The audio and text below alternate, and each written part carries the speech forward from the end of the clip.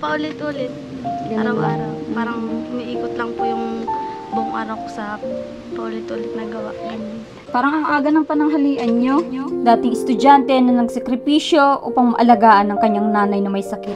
Ang gatas nga po hindi na inaasukalan at baka ako ay ng diabetes. Mahilig po talaga yan si mama ng ayos sa isang bahay. Kumbaga yung hindi po napupunan ni Papa, siya na po ang gumagawa. Dahil sa disgrasya, pati pag-aaral ni Karen ay naitaya. Once again mga kalingap, ngayong araw ay nandito tayo sa lugar nila Micaela. Ayan. Ayan, may dala tayong bigas at allowance para kay Micaela from Kuya Oscar. Thank you so much po sa nagbibigay kay Micaela at kay Robin. Ayan, yung may sponsor po sa kanila. At wala po kayong tigil sa pagbigay din po sa kanila. At eto, buat-buat ni Rans yung bigas para kila Micaela mga kalingap. At may sadya din po kami sa diet kaya nandito kami. Dinaanan na namin. Ayan. At sana suportahan nyo yung vlog natin sa kanila. At mga estudyante po ito na sinusuportahan din natin tuwing nagbibigay yung sponsor at kung may blessing. Kasama natin si Marcos. Kinakain mo? Bigay ko sana kay Micaela. Ano yan? Lansones. Lansones. Kinakain mo naman na. Gutom na ako eh. And medyo sa looban sila nakatira mga kalingap. Yun o, nagkasabong yata nila yan.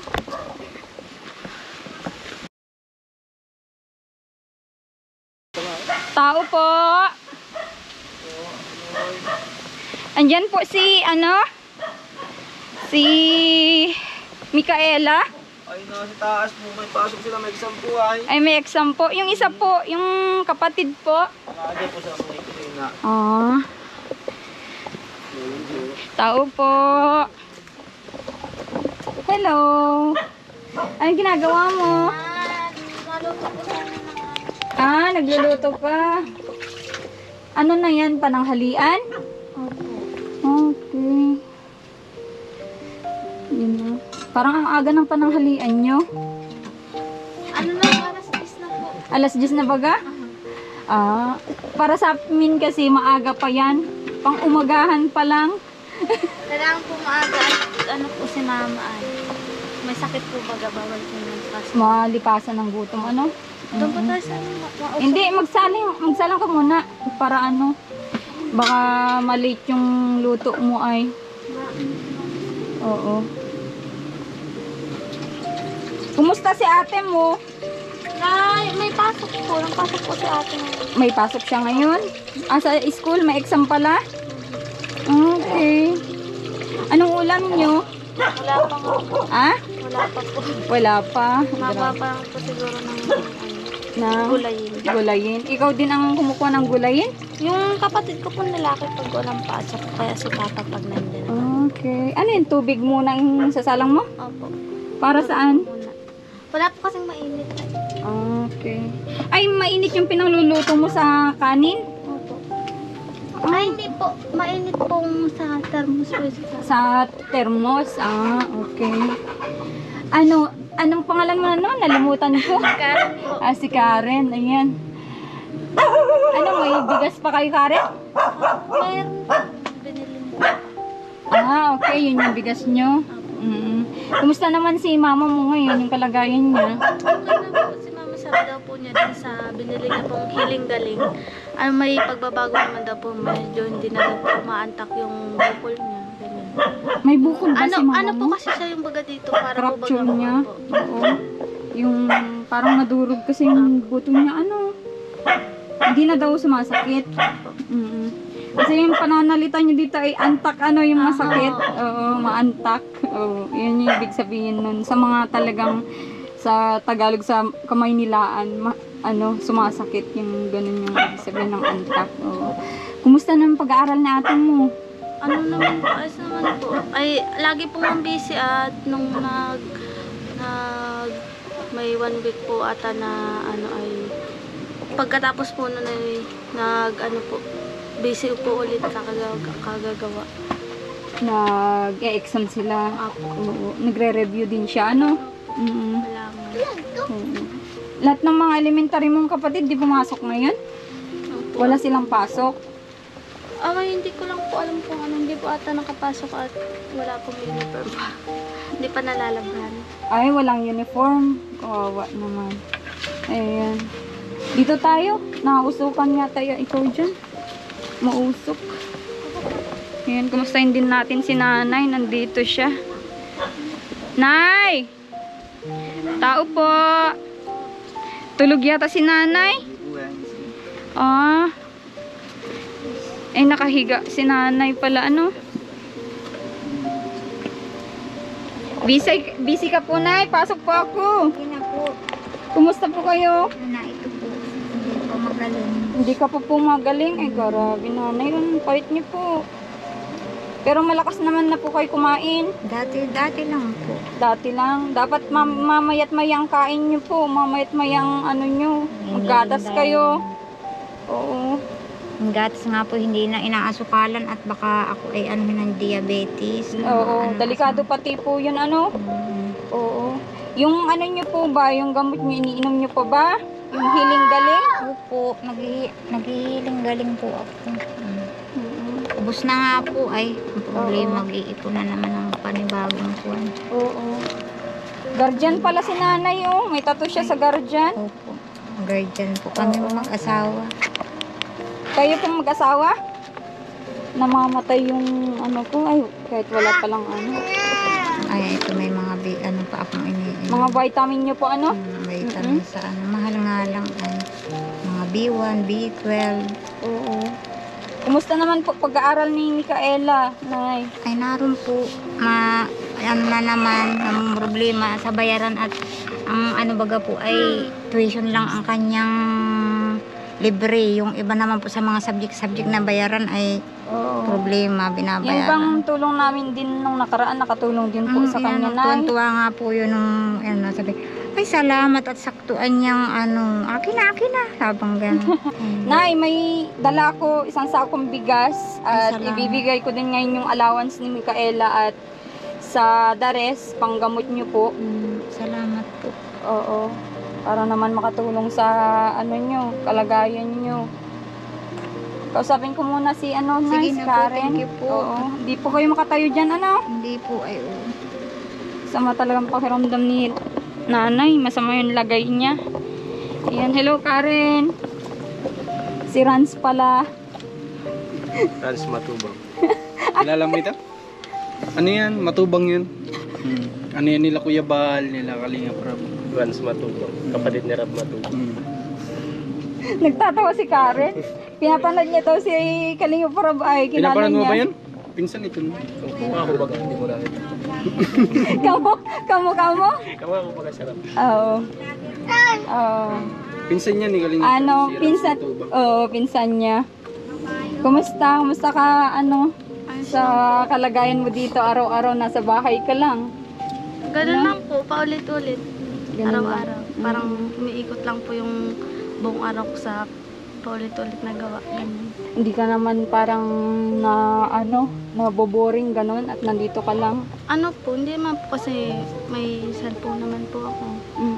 Kaya pero naman po bawa. May mga nag-suggest din nung last na video natin, Karen, kung gusto mo daw yung parang may kita din araw-araw, di ba? Yung gusto mo ba magkaroon ng kita araw-araw?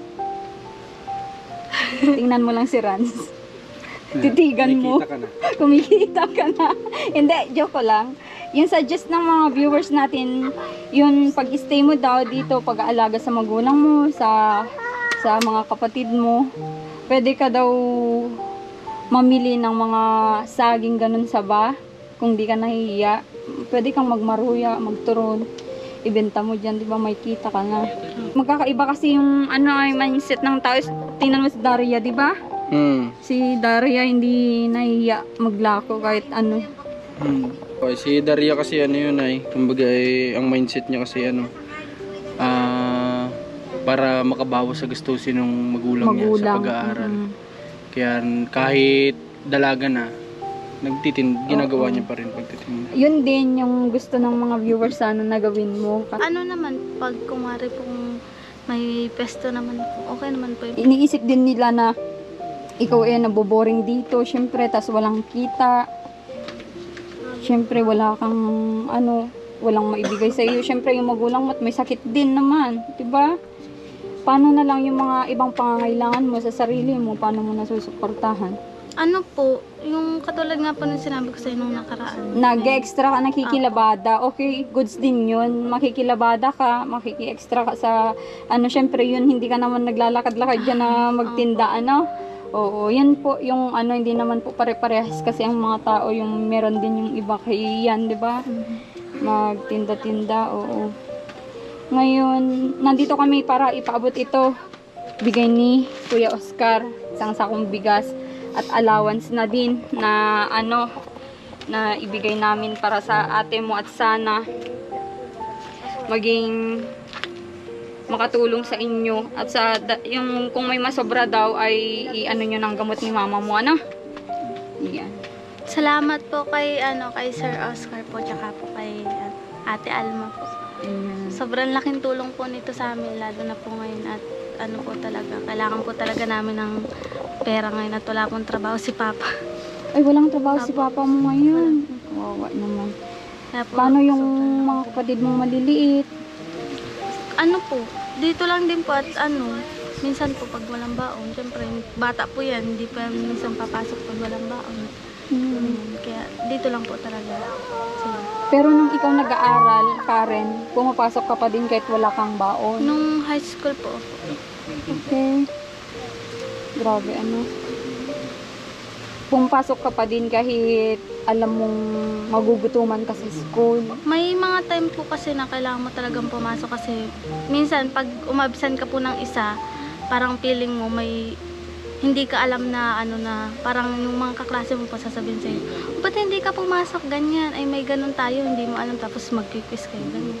Kaya po parang na ka na, hayaan mo nang half day lang po kasi dati. Okay. Half day lang naman, mauwi din naman ng tanghali. Yun pala yung mo din, journey mo nun na mag-aaral. Oo. Pero ano yung pinakamahirap na naranasan mo din nung nag-aaral ka, Karen? Po, siguro nung po, magsasabay-sabay po yung problema mo sa school, tapos problema po dito sa bahay. Yun po. Kayo ng mama mo. Ano ba yung nararanasan mo noon nung nangyari yan kay mama mo? Kasi dati, mas para pong lalong humirap po. Yun yung sitwasyon namin dito. Lalo na po, wala si mama, taga-alala kay papa po. Kaya, Ibang-iba kasi pag may babaeng umaalalay sa tatay, Opo. Oo, lalo parang hindi naman sa nawawalan ng direction yung lalaki, kasi nga lang ibang-iba pag nandyan yung nanay na umaalalay, pero nandyan pa din naman yung nanay nyo. Ang pinagkaiba lang nyo noon, hindi siya nakakasuportang sumama-sama sa mga gawain, di ba? Dati pa lang dito sa barangay nyo nagtatrabaho, si mama mo? Po siya, sekretary po ng Purok 7. Oo, sekretary pala siya dati. Ngayon, oo, minsanan ng nandito na lang. Pero hindi naman ibig sabihin na nawalan kayo ng nanay na magsuporta sa inyo. Nandyan pa din siya. At ang kabaliktaran ngayon, kayo mag-aalaga, di ba? Oo. Ano ba yung mga pag-aalaga na ginagawa mo, lalo nung hindi pa nakakalakad si mama mo? Nakakatiter pa siya. Ako po yung laging nagbibigay ng mga pagkain, nag-aabot kasi hindi nga po nakakapunta ng naabutan po siya. Yung yung niya po, yung ihi niya po, pinapatapon niya po sa CR. May rola po siya dyan sa Okay. Sa ngayon naman, kaya na niyang pumunta sa CR? Ay, hindi pa din po. Kumbaga, pahinga po talaga siya ngayon. Okay, nagbe-bed rest siya ngayon. Oo. Bakit, paano ba yung nangyari nun? Ulitin ko lang natanungin kasi meron din tayong mga viewers na hindi napanood yung mga unang video namin ni Micaela. Ano ba yung cause ng pagka-fracture ni mama mo sa kanyang nung likod? Yung dati po kasi, nung mahilig po talaga yan si mama ng ayos sa isang bahay. Kumbaga, yung hindi po napupunan ni papa, siya na po ang gumagawa. Yung ano po namin, yung balkon po namin dati, may siwang po yung bubong. Inakyat niya po yun kasi matag-ulan na po. Tapos po, napasala po ata ang pag-apak niya. Tapos napabagsak po yung mismong ganto niya po ang sumalo dun sa lupa. Nahulog sa lupa. Medyo mataas talaga yung pagkabagsak niya. Yung taas po nung namin, bubong. dati. Grabe naman. Ganun po. Napabayaan po kasi, dapat po pag po kayo ng nahuhulog, kailangan po talaga pahilot para... Tsaka x-ray na agad para makita agad yung yung fracture, di ba? Para hindi po katulad po ni mama, parang naging lesson na din po sa amin na ganun. Parang binaliwala po namin. Yung nangyari sa kanya. Parang wala. Hindi naman ganyan kapayat dati si mama mo, di ba? Hindi po. Ano po siya may laman. Kahit po sabihin natin payat siya dati, pero hindi po ganyan na halos buto na po talaga. Parang may balat na lang. Oo, yung buto-buto niya na. Si ate mo, Micaela ba ay din? Active talaga siya sa school, Dati ba matataas talaga ang grades niya sa school? Nung first year tsaka second year. May mga may mga grades po siya na pinakita dito. Mga di naman po. Awan ko po, pero po siya, lahat siya uno, ganyan. Yung, lahat po. okay, uno, ganda. Oo, yun yung high grade dito sa college, di ba? Highest grade, yung Uno. mga 1-1, di ba? Sana, makatulong sa inyo yung pinabot ngayon ni Kuya Oscar, Sobrang laking tulong po nito sa amin talaga. Oo. Lalo na po ngayon. Taghirap ngayon sa inyo, Grabe. Thank you din po sa bigas. Oo. Bawas na po sa gastusin. Oo, tsaka matagal na din yung ikonsumo ito, Apo. Oo. I-regards mo na lang ako kay Micaela. Apo. Oo. Ayan mo, sa susunod na mga araw, groceries ang dalhin ko para makatulong din sa inyo. Mga pang-ulam, Sige, Nay! Punta na po kami. Salamat po. Oo, pagaling ka po, Oo. Yung binigay ko po, panggamot nyo at pang ni Micaela, pang allowance, kung mga anong kailangan niya po, from Kuya Oscar ng ng US. Salamat. Oo. Maraming salamat. Sana marami pa kayong matulungan. Yan yun, Nay. Basta may blessing, nandito po ako. Naintindihan nyo naman po at madami din naman po Opo, kayo Oo. Sige po, Nay. Opo. Grabe si tatay, naglalaba. Oo. Thank you po, Ate Alma. Oo, sige. Maraming salamat. Ano po, Tay? Maraming salamat sa mga nagbibigay ng Blessing. blessing. Opo. At pag may blessing, nandito po ako, Tay, para makaalalay din naman sa inyo. At balita ko na hirap din po pala kayo ngayon. Ito po talaga. Wala pong nagtatawag sa inyo na magtrabaho, Tay. Meron naman po kaso pa dagwat-dagwat baga po. Hindi sa permihan. Opo. Tatay labahin. Sipag din pala itong tatay ni Micaela at Karen. Kumusta po si Karen, Tay? Ay, okay naman po. Okay naman po. Maganda at sana makapagtapos. Malaking tulong po sa inyo. Sana. At madami pa kayong maliliit na anak ay. Po. Yan nyo. Sa susunod po ulit, Tay, Po. Marami pong salamat. Opo, Tay. Sige po. Punta na po ako. Punta na po kami. Salamat po. Okay, sige. Sige po. Sige po, magpagaling ka, Nay. Ayun mga kalingap, at paabot na natin yung blessing from Kuya Oscar. At syempre, lalong-lalo na kay God. Blessing po yun kay God. Pinadaan po kay Kuya Oscar. Pinadaan po sa atin. At maraming salamat sa tiwala. Si sponsor natin, sa mga sponsors. At sa lahat nagbibigay, nag-share. Ayan, maraming salamat po. Ang dami nating napapasayang kababayan ni Marcos. Kababayan namin ni Marcos dito sa Bicol. At sana suportahan nyo itong video sa pamilya ni Micaela. At sana mag-ingat din po kayo palagi. Saan man kayo panig ng mundo. Thank you so much. God bless.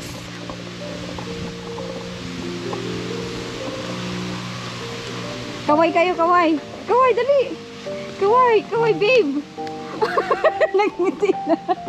Ganap kami ng uong. Ano yan? Yan kayo, meron kayo? Ganap kami ng uong. Uong yan? Hindi uong yun. Yung tawag doon, Abaling. abali. Oo. Yung kulay puting uhod, Oo, masarap yun. kinakain. Baling na lang muna natin sa iba. Abaling.